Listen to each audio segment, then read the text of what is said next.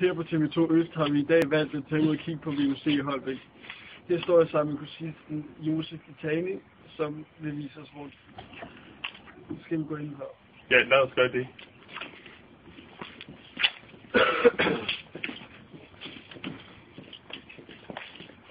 Nu står vi så ude foran et undervisningslokale. Skal vi gå ind for at kigge? Jo, det gør vi. Her undervises der både i matematik og stand.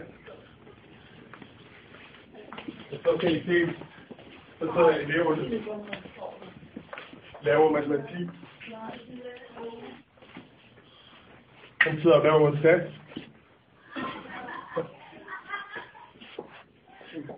Det ser meget fornuftigt ud. Skal vi gå videre? Ja, det gør vi. Altså, her står vi foran kantinen. Hvad muligheder har de unge for at få mad?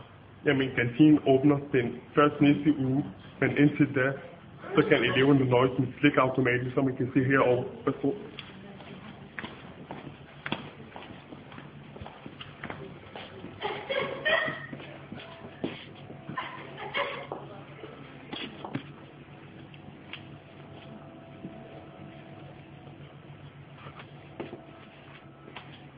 Så må vi jo håbe, at kantinen det bliver sundere end det her.